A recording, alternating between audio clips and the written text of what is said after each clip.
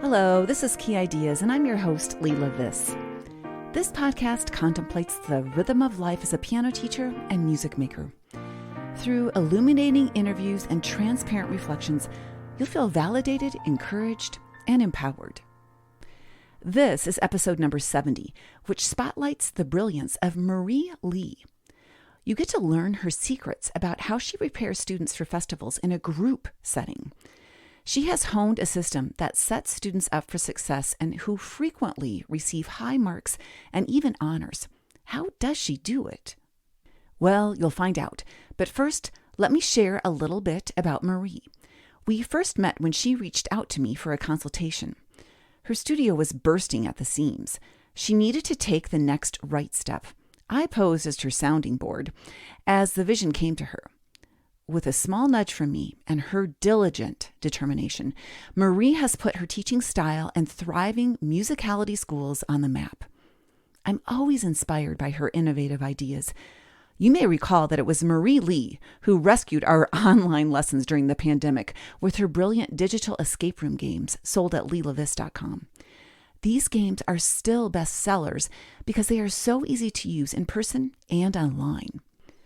Marie has held recitals at a refuge for lions and even motivated student practice with a boxed cereal drive to give to local food agencies.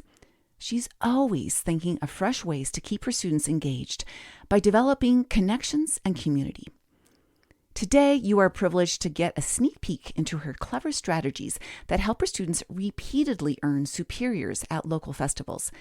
Make sure to listen to the end, as there are some freebies and coupons that tie in with Marie's advice. But first, here's a more official rundown of Marie's accomplishments. She's the owner of Musicality Schools in Las Vegas, Nevada. Marie uses group piano classes to motivate and inspire musicians so they can enjoy a lifetime of creative and beautiful music making. Marie is the author of the group teaching blueprint, available at leelaviss.com, and co-producer of Group IlluminatED, an online conference dedicated to group piano teaching.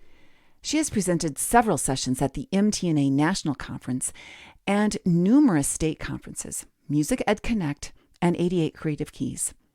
Currently, the Nevada Music Teachers Association is fortunate enough to have Marie serve as their president. Now, here's Marie. For years, I avoided entering my students in festivals, extremely apprehensive about whether my group piano students could compete on the same playing field as private piano students. Well, they can, and they do it very well. Festivals are one of those events that provide a huge amount of value to your studio. They require a ton of time organizing, planning, and volunteering the day of. But once you see the proud Facebook posts from parents and the pride in your student as they look at their judges' feedback and rating, it's well worth my time. Following festivals, I receive the highest number of referrals because friends see the Facebook posts and ask who their piano teacher is. Not all teachers participate in festivals, so this is a highly sought-after experience that will easily grow your studio and income, not to mention the confidence of your students. In this podcast, I'm sharing ideas for any teacher preparing a student for a festival or any big performance. I'm not focused on preparing group students for competitions, as that's a much different realm from what I do. I'm a group piano teacher, so I'll share how I prepare my students for both solo and ensemble festivals, but there are plenty of takeaways here that private teachers can use with their students too. I'm focusing on the National Federation of Music Clubs festivals, but the National Guild of Piano Teachers offers something similar, as does the MTNAE Festival, which I'll link to in the show notes. The techniques I share today can also apply to exam preparation. So why festivals? As I mentioned before, it adds value to your studio offerings, and it's a big retention booster. Feedback and a rating from an unknown judge is something that students will listen to and try to incorporate. The teacher or parent may suggest something, but when an outsider gives a compliment or critique, students listen. Festivals make your students better musicians and better performers. Feedback and rating from an unknown judge validates you, the teacher, in front of your studio parents. Festivals build student confidence. Festivals offer something for the committed student that wants to challenge themselves. I teach about 140 students at any one time, and we typically have about 40% of our students participate in Solo Festival in the spring and closer to 60% for Ensemble Festival in the fall. Not every child is interested in the intense commitment that's needed to prepare for a festival, but this fills a need for those students that want the extra challenge. Festivals are a good benchmark for teachers to make sure students are progressing at an appropriate pace and learning the correct skills for their level. Graduating high school seniors use this on their resumes for college entrance and scholarships because it's a nationally recognized event and shows their long-term commitment to excellence. So the National Federation of Music Clubs program is designed to promote study and stimulate interest in American literature and to encourage each participant to reach a high standard of musical achievement. Festivals are not competitive events, but provide an opportunity to perform and receive evaluation. Federation festivals are designed for all members, preschoolers through adults, and specially capable musicians, which are students identified as physically or mentally challenged. This includes students that break an arm or hand. Yes, there are one-handed solos, especially for those students. I've had several students, usually boys, break their arms. One of my teen boys broke his arm 1 month before Solo Festival. We quickly changed his pieces to one-handed repertoire from the Federation list. The judges loved him and even awarded him a superior with honors. Many instruments are offered besides piano, such as organ, accordion, voice, strings, chamber music, guitar, woodwinds, brass, percussion, dance, musicianship, and theory. Sight playing and sight singing are also offered, along with American patriotic and folk songs, hymns, and musical theater. Soloists and teams each prepare 2 pieces for performance. The first piece is called the required piece, and those are chosen from the Federation Bulletin. The second piece is called the choice piece, and is up to the teacher's discretion as long as it matches the level of the required piece and follows the Federation rules for choice pieces. The Federation Bulletin is updated every 4 years, and if you use it for nothing else, it's a terrific resource for new quality music by American composers. It's a big deal if a composer's piece is chosen for the bulletin, so you may see this printed on pieces as it's worthy of a composer bragging about. In Solo Festival, both pieces must be memorized. For Ensemble Festival, memorization is optional. I will link to the Federation website, bulletin, rating sheets, all the things that we talk about in the show notes so you can take a look. Students and teams compete against themselves for judges' feedback, ratings, and points that accrue toward Federation trophies. Ratings used are superior, excellent, satisfactory, fair, and needs improvement. The specifications of what constitutes each rating is included on the rating sheet, so teachers and students know how to prepare their pieces ahead of time. My rule in our school is that if a student wants to participate in festival, then their piece needs to be at the superior rating level before they enter. That way, if nerves get in the way, or they get a tougher than normal judge and earn an excellent or lower rating, then at least they know that their preparation was enough and we can focus on other areas of performance to improve on for the next festival. Our festival committee wisely uses 2 judges so the rating is more fair across the board, and the added bonus is that the students receive feedback from not 1 but 2 judges. Federation trophies are called gold cups. Each gold cup is earned with 15 points, so a superior rating is worth 5 points, an excellent is 4 points, and on down the line. The soonest a student can earn their first trophy is 3 years, so this keeps students engaged long term. And once they earn their 15-point gold cup, they are determined to earn their 30-point cup, and then the 45-point cup. In fact, Federation gold cups go all the way up to a 90-point cup, which would take a minimum of 18 years to earn. Our Las Vegas Federation has an additional award called the Superior with Honors Medal. Judges can give an honors rating to any student that gives an exceptional performance. They still receive the 5 points for their superior rating plus an honors medal. Please note that this is given for an exceptional performance, not a perfect performance. 1 year, I had a student receive this honors rating, and he told me later that he's lost his place when he was playing by memory, so he just improvised for a while until he could get back on track. The judges were so impressed that he didn't stop playing. An honors rating is given to less than 10% of our Las Vegas participants, so it's a pretty big deal to receive. This is usually the award that our more advanced students are shooting for, as they receive the superior ratings pretty consistently. So getting an honors rating is on their list. So how do I prepare my group students for solo festival? Group students are very capable of earning high ratings at solo festivals, but it does take some planning several months ahead of time. Everyone in our studio learns the first of their Federation solos in September or October. If it's offered in the bulletin, sometimes I pick a Halloween piece, as that piece can also be played at our Halloween street recital. This is a great way of getting 2 uses out of 1 solo. We also learned several supplementary solos that could be performed at Solo Festival. Some popular choices have been pieces from Daniel McFarland's Supersonics piano, Wendy Stevens, and Piano Safari. In January, we start on our second piece. Again, all students in the class learn the same piece, even if they're not going to festival. If we're working on choice pieces, I try to let the students choose from at least 2 supplementary pieces that we've learned. Students are given benchmark dates for memorizing their pieces, so we're not trying to do that last minute.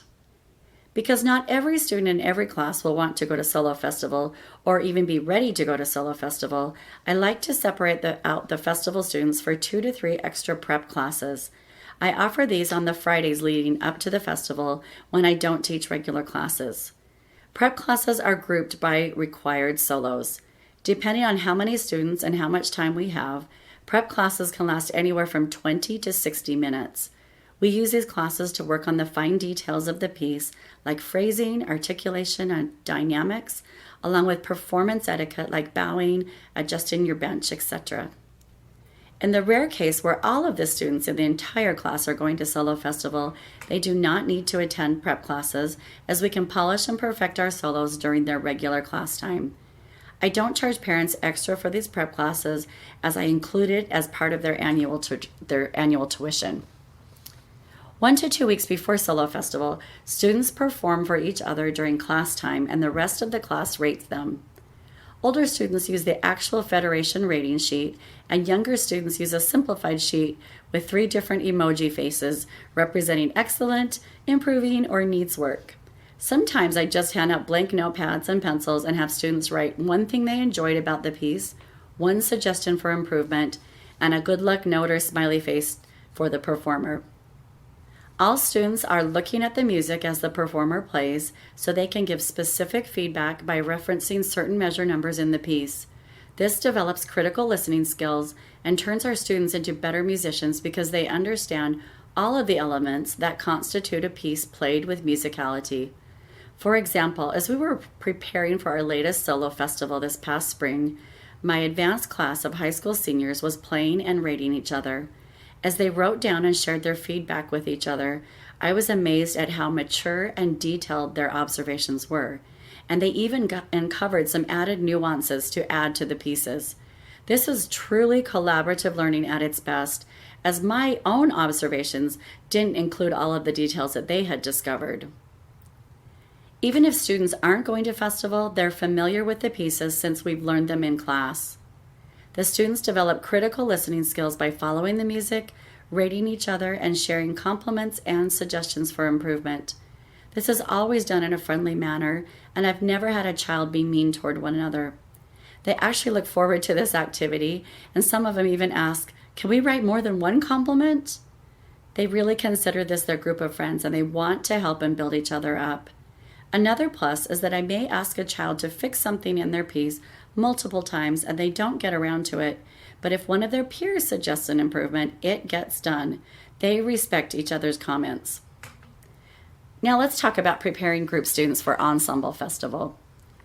Our classes have a memorable time participating in Ensemble Festival at our local university. This makes piano playing feel like a team sport where everyone is needed to do their best. I want my students to have the same team experience as soccer players or dance team members have. To add to the team building fun, our students love wearing costumes to match the pieces that they're playing. Just last year, I had a group of dinosaurs playing Stompin', superheroes in capes playing The Guardian, and teens dressed up in Tom Cruise aviator jumpsuits and glasses performing the Top Gun Maverick theme. I even played a Taylor Swift Mean quartet with my graduating senior girls. Ensemble playing is huge in building a sense of community within our studio, one of our most popular events. I tell my students that piano is a year-round sport, and our classes continue through the summer on an abbreviated schedule, so there's still plenty of time for summer travel. Summer is when our teams are learning their two pieces for Ensemble Festival in October, so this is one of my main ways to keep students attending classes through the summer while still having fun and learning with their friends. I teach enough students that we usually play trios and quartets, and sometimes the occasional quintet. But don't forget that duets are ensembles too, and they're probably the easiest to put together, especially if you are doing this for the first time.